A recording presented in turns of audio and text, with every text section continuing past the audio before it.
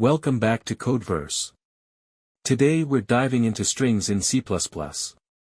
Strings let you work with text, names, sentences, anything. And by the end, you'll be able to take input, combine strings, and even create simple text-based apps. Let's get started.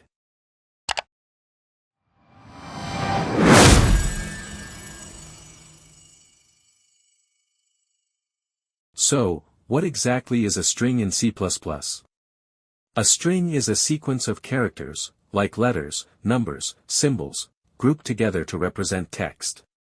For example, your name, Alex, is a string. The sentence, "Welcome to Codeverse," is also a string.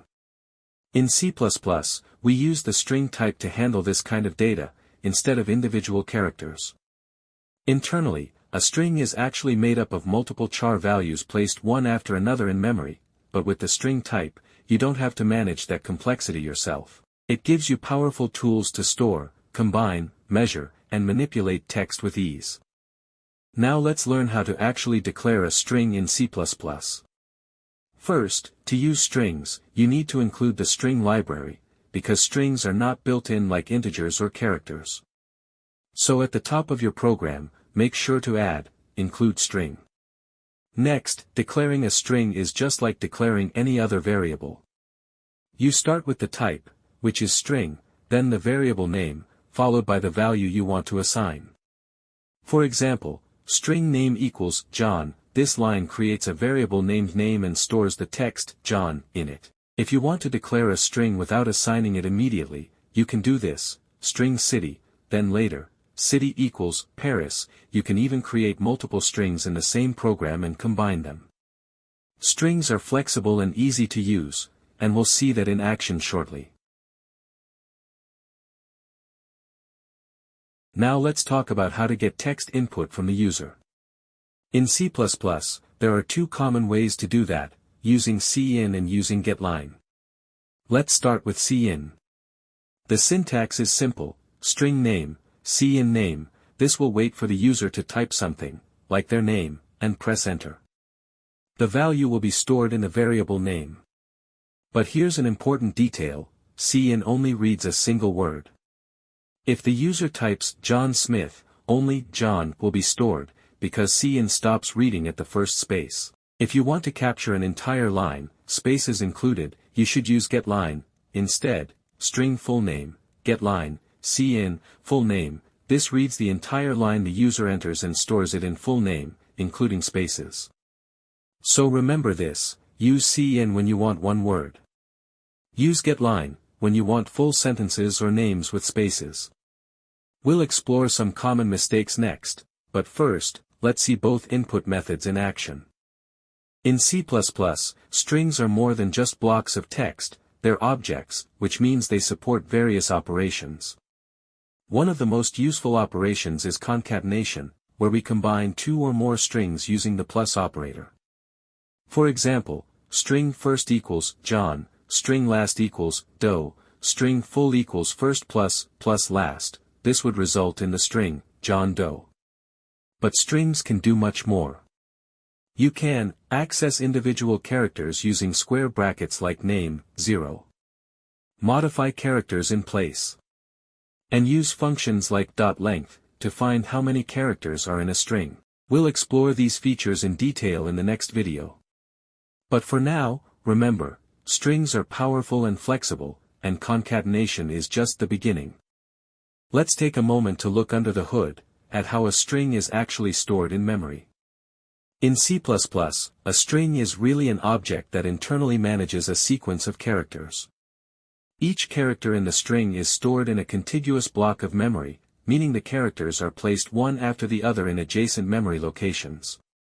For example, if you declare, string name equals Alex, the characters a, l, e, and x are stored in consecutive bytes of memory. There's also something called a null terminator, \0, used in C-style strings to indicate the end, but with C++ strings, that's handled for you behind the scenes. What's cool about this is that you can actually access each character individually using an index, like this, cout in name, 2, prints e. The index tells the program, go to the third position in memory and show me what's there. This memory-based view helps you understand why string manipulation is so fast and efficient, and it also explains how functions like .length, or name, too, actually work.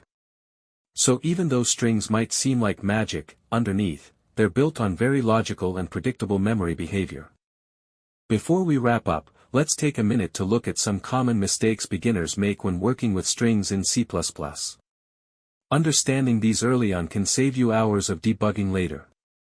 First mistake, using cin to read full names or sentences. When you write, string name, cin a name, it will only read up to the first space. So if you enter, John Smith, the variable name will just contain John and stop there. This catches a lot of beginners off guard. The fix? Use getline, cin, name, instead. It reads the entire line, including spaces, and stores it in the string. Second mistake, mixing cin with getline, in the same program.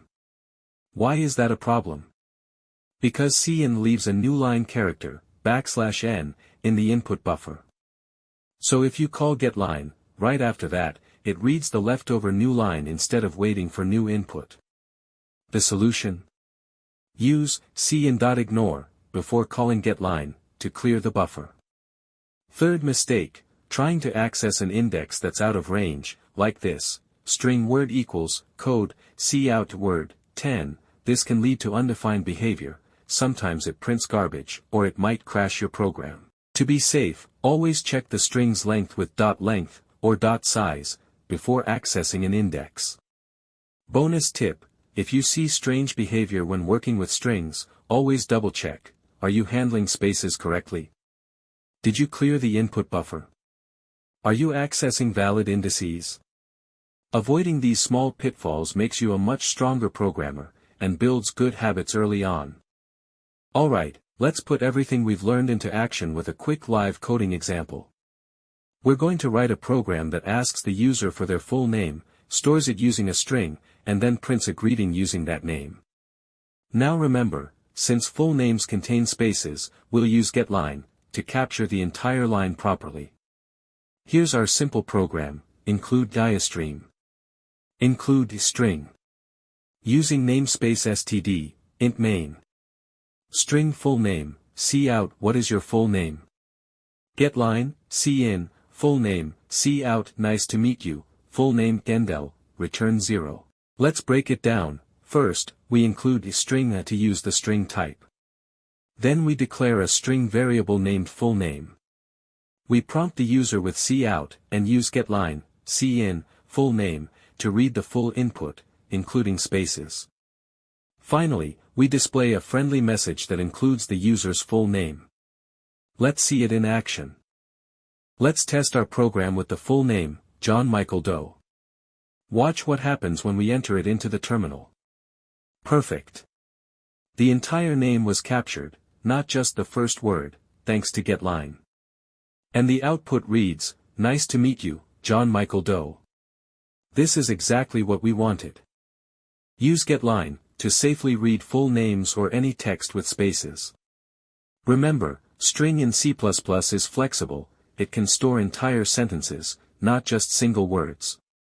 And finally, you can combine strings and variables easily using cout. These simple habits will make your C++ programs much more reliable, and a lot more user-friendly. Before we wrap up, let's test your understanding with a quick mini quiz. Ready? Here we go. Question 1. Which function reads a full line of text including spaces? A. Cin. B. Read line. C. Get line. D. Scanf. The correct answer is C. Get line. It allows you to capture input with spaces, unlike cin. Question 2. What will this print? String name equals Alex, cout name, 0, A, B, Alex. C, name, 0. D, error. The correct answer is A, name, 0, gives you the first character, so it prints A. Question 3, which of the following correctly joins two strings? A. Name plus age. B. C out name age, C. Name plus Smith. D. Name.concat, Smith. In C++, the plus operator joins strings. So the correct answer is C. Name plus Smith.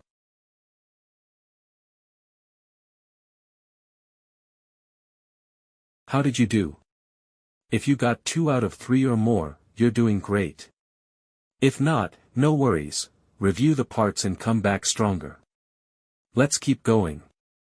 Well done.